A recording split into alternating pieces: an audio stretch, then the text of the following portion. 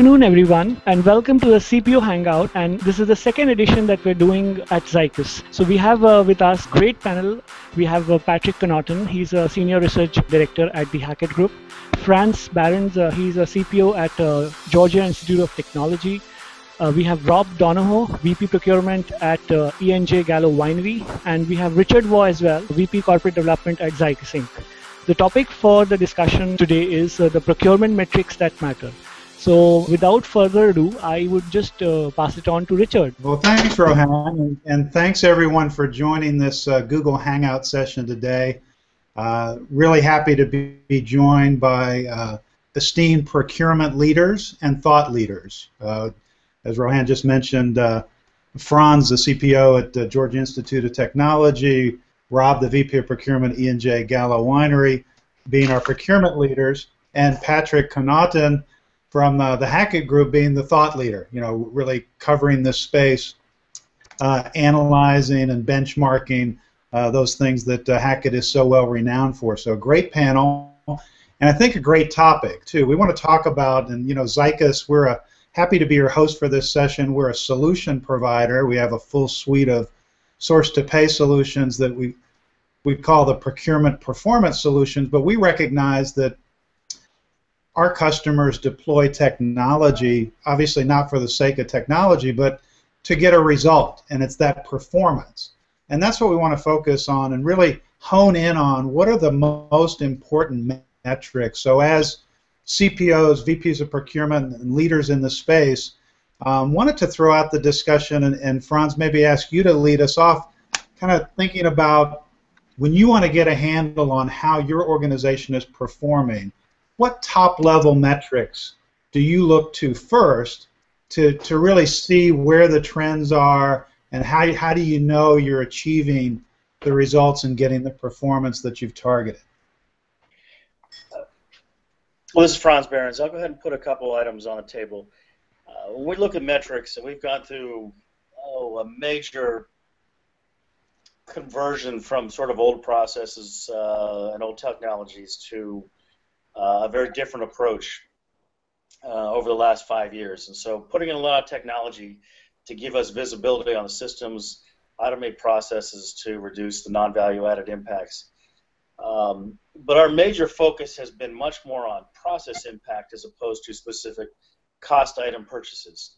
Now, I mean, they're all part of the same equation, but we're focused very much more on the process impacts at this point in time rather than all the price measures, although that's a component. So we look at time to move things through the process, we look at touches and impacts, we look at traceability, we look at, because we have an enormous amount of audits with federal research, do we capture all the requirements to do federal audits? So we look at those metrics around process as being probably the biggest component at the moment as opposed to price matrix. Within the pricing side, we do belong to a group which is called Education Advisory Board, which is part of the advisory board company. And in that case, we actually do price benchmarks against peer research universities. So we can benchmark a lot of items and look at pricing and how do we fall into scale for similar items. Doesn't work as well for services, but those are some of the metrics that we put into place. But we're, like I said, if we're to say the major focus is process-driven metrics as opposed to cost-driven metrics. Right. So would it be fair to say, Frans, that your view is if you have process excellence, results will follow? Yes, that's very much the focus. So we look at that as it drives down within the purchasing department, within our, really look at it as a procure-to-pay department, as well as into the institute. So if we're doing the right things, we'll get the right pieces in front of the right people. And then it becomes more of an individual performance metric requirement as opposed to an organizational performance metric. Doesn't guarantee everything, but you have a much better picture at that point, I believe, to move forward and be well suited. Great perspective. Thanks very much, Frans. And Rob, interested in your perspective as well. If you had a crystal ball, or at least a CPO dashboard, what are the top-level metrics that you think are the key leading indicators of how your organization is performing? Yeah, I'm probably opposite of Frans, and basically it's because I report up to the CFO here at Gallow, and so cost is always our number one metric, without a doubt. We have refined those cost savings over time. There's always debate when you report up to the CFO in terms of how is it impacting the bottom line. So now we're able to show each fiscal year what the impact is for that fiscal year on the financial statements, as well as then reporting higher level metrics around bid, negotiation savings. And we even do in some commodities, we'll even compare ourselves versus market indices. Are we performing better or worse? But cost is our number one metric. Other metrics that we do, probably the one of the most important in my mind, is for our tier one suppliers. How are they performing? So when I look at the dashboard for our department, one of the things that's important to me is, are we actually driving improvement through our SRM efforts? Is it just an exercise, or are we actually generating results through that? And for that SRM, that's not just cost performance, it's more service delivery, quality performance, conformance within spec, and then what they bring to us from an innovation standpoint. So we track what we call perfect orders in our SRM program for those suppliers that actually, like our co-manufacturing partners or our global sourcing partners, in terms of their ability to hit the deadline in terms of getting materials to us within the required timing, within spec, and at the right cost. So those are probably the two most important measures. And then we do look at some process efficiency. We look at things like, we do a lot of contracting, and the contract management group actually reports up to me, which makes it a little easier, but we do try to look at process efficiency around that contract management process. What's our cycle time? How long does it take a contract from start to finish? How many contracts do we do per FTE? And that's probably our best process efficiency measure. We have worked with Hackett to do some capability maturity measurements around procurement competencies, but those are more self-assessments, and that can change over time. But that gives us kind of a grounding in terms of how capable are we as an organization. Thanks, Rob. That's great. Terrific perspective. And Patrick, I'd like to invite you into the discussion here. We kind of see two different approaches, one more process-centric, the other incorporating elements of process, but very sort of bottom-line focused, if it's fair to paraphrase Rob. But Patrick, you work with a lot of different procurement organizations across different verticals.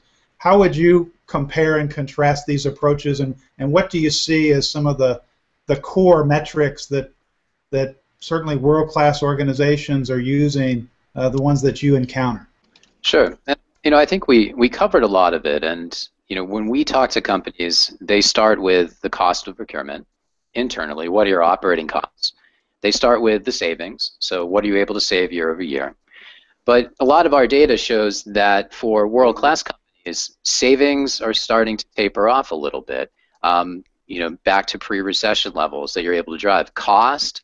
A lot of procurement organizations have driven a ton of cost out of their group already, and so I think companies are looking for other types of metrics to help define success. But essentially, in terms of the metrics, we see a lot of metrics around cycle time, efficiency and effectiveness, savings and cost. But increasingly, we see companies looking into stakeholder surveys, trying to understand potentially a net promoter score or some other measurement that really helps to say, are we really doing something as a procurement organization that's driving change? Are we becoming more of a trusted advisor? I think a lot of the traditional metrics, while it's great to measure efficiency and effectiveness, sometimes you don't get a true picture of, is procurement really becoming a change agent? And are they becoming that advisor that the business is looking for? So you have to find other ways to measure that. And so that's really an area that we see increasingly attention. Thanks very much, Patrick. And I'd like to pick up on that point that you mentioned. And by the way, Frans and Rob, Patrick and I are going to be co-presenting a webinar next week on this same topic. So we're getting to do a little market research with you ahead of time. So appreciate that. And it's the same topic, the metrics that matter. So we've put together a top 10 list. So just like David Letterman, who I guess is soon to retire, I think we'll all miss him. Start with number 10. The one we put at number 10 on our list was this notion of a net promoter score that seems to be gaining some credence. And whether you use that particular measure or some other metric for monitoring internal customer satisfaction, would be interested in your perspectives. And Frans, maybe you can lead us off. And how do you try to measure and take the temperature of your internal customers to see how well you're doing from their perspectives? Because I guess the fact is you could be doing the greatest job in the world, but if your internal clients aren't very happy, you may not get the resources and the backing of top management that you're looking for. So, Frans, how do you rate or measure internal client satisfaction? Well, I'm going to answer this and step back just 1 minute, because I think one of the important things, especially for people looking at this, is to understand we're presenting two very different operations. When I was in energy industry, when the food industry, and I was on the production side, and cost drivers and things measured directly into the bottom line in a different way. So when we look at this, some is to look at the bigger picture. So in a research university environment, your outcomes are not measured by dollars, they're measured by soft criteria, and so you have different measures. And so I think it's not to say one is better than another, it's what is appropriate for the environment you're in, I think is very important. And that'll pertain to this very question that I'm about to answer. In a research environment, we have over 350 different research projects going on at any one time. We have money, we're doing over 700 million in research. And so it's outcome driven versus cost driven. Costs are enablers to allow that money to go further.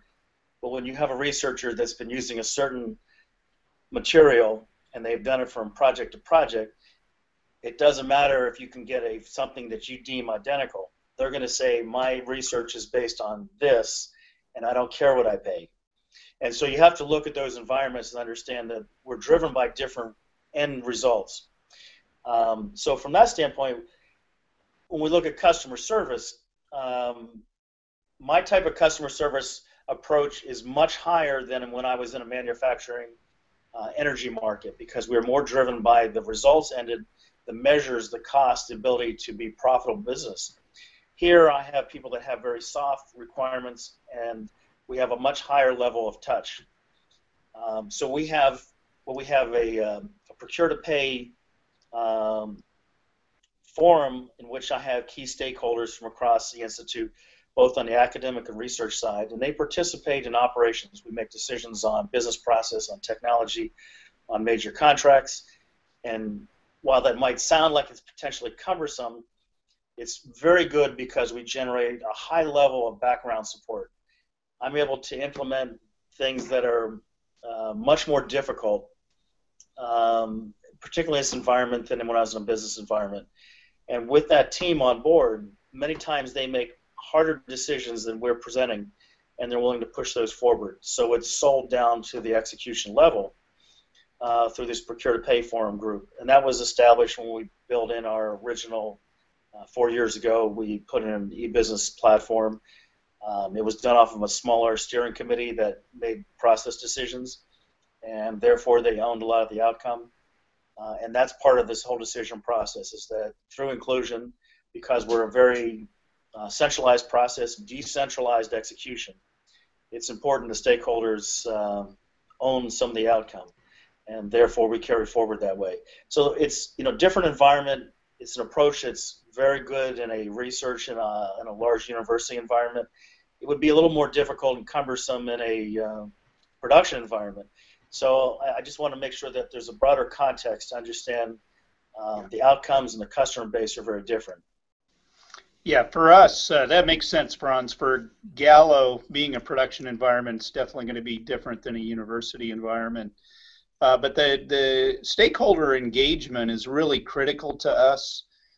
Going back from when I got into the position, we've done several formal surveys of stakeholders to manage our progress, and you can take a lot of individual effort to drive that in terms of a metric, but what I discovered is it really comes down to how well your team is actually engaging the stakeholders. So whereas I have a very good relationship with our CEO, our CFO, senior VPs and other functions, when I would get the stakeholder feedback, I was always somewhat surprised to see moderate engagement scores. I would have expected them to be higher. And really what it came down to is that engagement driving all the way through the organization? And I think that's very essential. What we do now after major type of events is we just use a simple Survey Monkey tool. So for example, we just did a supplier summit. It's our second one. We did one in May, and we surveyed all the suppliers who participated, but also our internal stakeholders to see what level of engagement they felt like we were driving. And there was definitely a big improvement this year in that level of engagement than there was the year before. So that I definitely think it's something, whether you call it a net promoter score, that's really critical, because like you said, Frans, you can't get anything done unless you have that executive support. Great perspectives, and really talking about how do you engage more of the stakeholders earlier in the process, and I think it's reflected then in that set customer satisfaction type score. But I'm assuming that one of the big reasons for doing that as well is to get more procurement influence or control over spend by being able to collaborate effectively with those different stakeholders. And kind of segueing into that one, I'll jump up to the top of our list. We actually said that spend under management or spend influence and control by procurement is number one on the top 10 list that we created, sort of with the thought that that's going to be the basis of your potential savings pipeline. If you can't touch the spend, how can you effectively control it? So Patrick, maybe to kind of segue into that discussion, spend under management or spend influence and control, I know you keep a lot of benchmarks on this, and kind of what do you see as world-class performance in terms of the percentage of spend controlled or influenced by procurement? And maybe we'll talk to our procurement leaders too about what their targets are and what are some of the tougher categories to get stakeholder engagement on, whether it's legal or marketing or those kinds of things. How do you get more spend, influence, and control? So Patrick, your perspectives on that. Sure. So yeah, we do measure this across what we call world-class and peer, so the rest of the world. And we differentiate between influence versus sourced versus just under some type of formal and documented strategy. But what we see is that in the world-class category, it's anywhere from 85 to 96% of the spend is actually being influenced today. For peer organizations, it's much closer to 65, 69% in some cases, so it's much lower. And that's for world class, it's a very high number. When you think about actually having influence over 96% of spend, that's significant. And I think a lot of these world class companies have really been actively linked to that tail end and put tactics in place. Everything from spot buying tools, to really getting deeper with these indirect categories. So those are the numbers that our benchmark shows today. Okay, and Frans, you've already alluded to the fact that there's going to be some variability by industry, and certainly in a research university environment, I'm imagining that there are some additional challenges getting procurement influence or control over certain categories of spending. So, what do you think is the right target in your particular environment, and what strategies do you have in place for trying to increase procurement's influence, spend influence or control? Well, you bring up an interesting topic in higher education. Higher education as a whole has been, particularly when you get to research, very decentralized. So that's why I have had a significant focus on process and technology.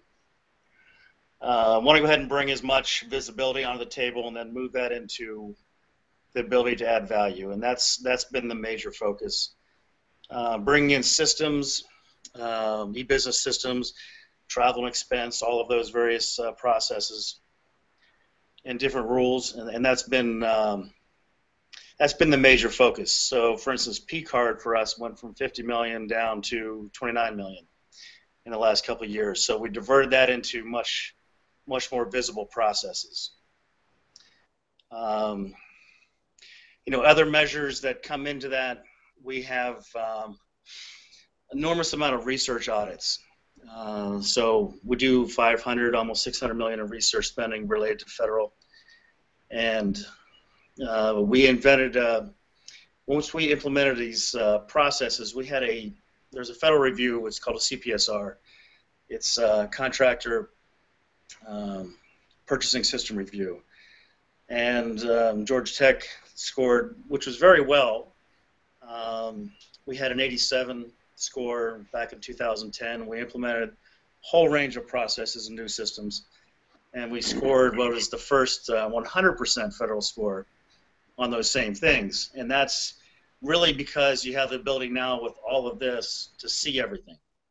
And then your ability to influence is now changed because the visibility is so much higher. And so in the federal review, we scored extremely well on that because the documentation, we integrated imaging systems, the whole procure-to-pay process, the back end, made changes on P-card, reduced those programs. And that really is the big issue. We aren't necessarily taking people's requirements from them. It's just the ability to help them execute those requirements. So rather than saying, we're going to tell you what you're going to get, it's we're going to help you get what you need to get. And so that really is the biggest focus difference for us, is not to because we do have very decentralized spend. It's not a lot of things with a few vendors. It's a lot of things with many vendors. We have active vendors, 10,000, and some vendors are one-off. You're buying one item, and you move on to the next. So it's a different purchasing base than when I was in energy and manufacturing and food industry and so on. So that's that visibility, which is so much more important for us, and that's why I've been very focused on systems and process to help boil that up. Control that's underspent at this point in time. It depends on how we measure categories, but we're definitely in the high 80%. So that's, from a university standpoint, that's very good.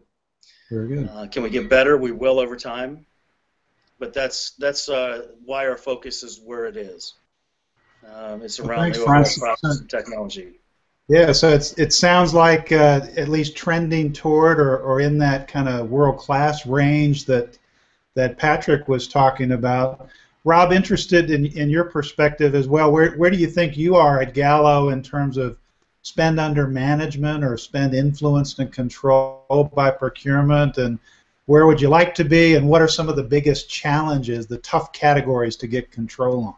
Yeah, to me it's a value equation. I'm not sure and definitions have a lot to do with this.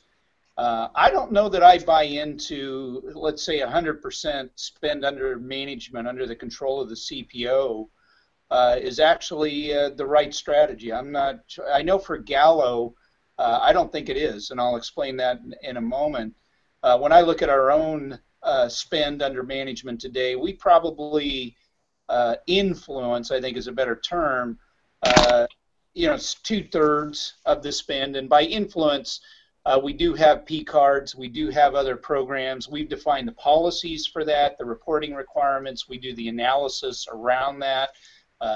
Zycus, put in a plug for Zycus, we just installed their spend analytics tool, which includes our P card transactions, as well as T&E system, as well as our general ledger system, so that we can really get better insight into that spend. So I would say we're influencing that or exerting some control or oversight on that spend. But our single biggest category is grapes. And I don't know that I'm the right person to be buying the grapes for the winery. I really don't. We actually have that today underneath the authority of our head of wine growing. And the philosophy there is to hold the wine growers, winemakers, accountable for the ultimate product, both from a cost and quality standpoint, if you put them in charge, they have a separate group, a grower relations group, that's very well established and has very good systems. But you make them responsible for that, so that way they don't come back and say, well, I can't make good wine because Rob's buying me lousy grapes. This way they're accountable, and it really enforces that accountability. If you exclude grapes, we probably influence 85 to 90% of the spend. Single biggest category that we don't have enough influence right now is marketing agencies. But other than that, we're pretty influential on most of the major categories, except for marketing spend, and then grapes being the big outlier. Yeah, well, all of us that enjoy the product are glad those grapes are such a high quality. And before we break the session today and maybe raise a glass of Gallow wine, I wanted to have Patrick kind of take us on a final topic, if you will, because we've talked about a number of the more traditional procurement measures, whether it's cost savings, even the process metrics, cycle time, spend under management. We touched on spend visibility with the analytics. But Patrick, I know one of the things you've focused on at Hackett is kind of what's the next frontier for a lot of organizations, and it tends to focus particularly for those that may be experiencing some diminishing returns on the cost savings when you've strategically sourced categories repeatedly, for example, but more focus, it seems like, on innovation with the supply base, even top-line revenue generation as a result of that supplier collaboration and the innovation that comes out of it. So Patrick, could you speak to what you see as some of the leading or best practices in the area of supplier innovation? Sure, and this is something that we're talking a lot about, and what we're seeing is that companies are starting to put in practice a way of tracking new ideas that are submitted by suppliers or by procurement, and tracking the life cycle of the idea to see if it actually is productized, if it's been vetted, and if it is actually something that goes to market. And so putting that more rigorous process around tracking ideas and understanding where they have an impact is something that we're starting to see really develop. And most companies are relatively new at this, but there are some companies that are doing it quite well. We think about the Googles of the world, that are really kind of embedding this in their culture. But I'd love, since we only have a few minutes left, I'd love to hear, around innovation from the CPOs online, and are they measuring this from suppliers, and maybe how are they encouraging it? Because this is definitely an emerging area getting a lot of interest. Sure. Frans and Rob, would you like to weigh in on kind of how you look at supplier collaboration and maybe try to track or measure the contribution that's coming from your suppliers in the way of innovation? Yeah, I don't know if you want to go first, Frans. I'll jump in there. I mentioned the supplier summit, and that was the topic. The overall theme of this year's supplier summit was innovation. But starting last year at the supplier summit, we gave our tier 1 suppliers that were invited to the summit an opportunity to present to us 3 value-creating ideas. We told them they didn't have to just be cost-focused, but we really were looking for new ideas that we could leverage in the marketplace, innovation opportunities. And we received last year about 19 new ideas. So far, we've been able to execute 2 of those, and a 3rd one is underway.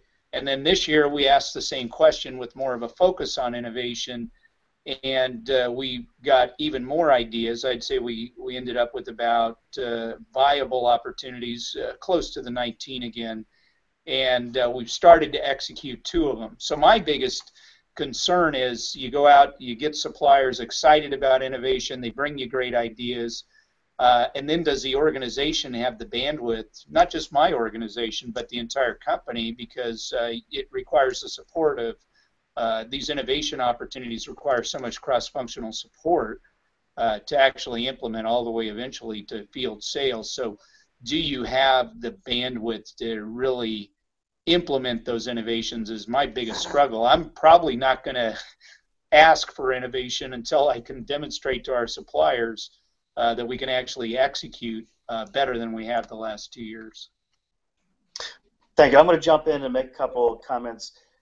This does tie back to the previous, and I think that I'm just going to define when we look back at control, spend under management, and I define spend under management as spend that's managed effectively by the organization, not does it cross my desk. And those are two different things. Are there processes, are there professional processes, trackability, and so on, for parties that have responsibility to execute. And so with the grapes, clearly that's a highly managed process. It may not be one you do directly, but I think that that's a reflection of the organization, is that the organization is managing the things for which are important and influence their outcome. When it comes to suppliers, it's exactly the same thing. It's, you don't want to be the only person that's managing ideas. I like to think I'm smart, but I'm not nearly as smart as all the rest of the people out there combined. And so without suppliers being actively engaged, you're in a stagnant process. And so, I mean, I think that, just like, Gallow and highly engaged with their suppliers, that's, to me is a mark of success. It shows that you're being innovative, you're opening the door to so many other ideas that as an organization you couldn't possibly contain yourself. When we do research, if we didn't have good suppliers, we couldn't possibly execute those results. Yeah. And so that it's a two-way street. You have to have that exchange. And I think the companies moving forward, the ones that are most successful are the ones that are engaged with the people they work with. And I'm not sure there's a single formula. I think it's a process you have to accept, and you have to understand that if you are a manager of good ideas and processes, that's the best thing. You don't have to be the source of those defined outcomes. All right, so get the best ideas from everywhere, including the suppliers, and then to your point as well, Rob, make sure that you can fulfill that demand once you create it, that you can act on those ideas. And we've certainly gotten the best ideas today from some real thought leaders in our space. Patrick, I know mission accomplished for us in doing our market research for the webinar. We're going to cover next week. So really want to thank everyone for their participation today, for all the great ideas that you shared in the collaboration for our Google Hangout session today. Thanks so much. Appreciate your time. Okay, everyone. I enjoyed it. Thank you. Yep. That was enjoyable. Thank you very much.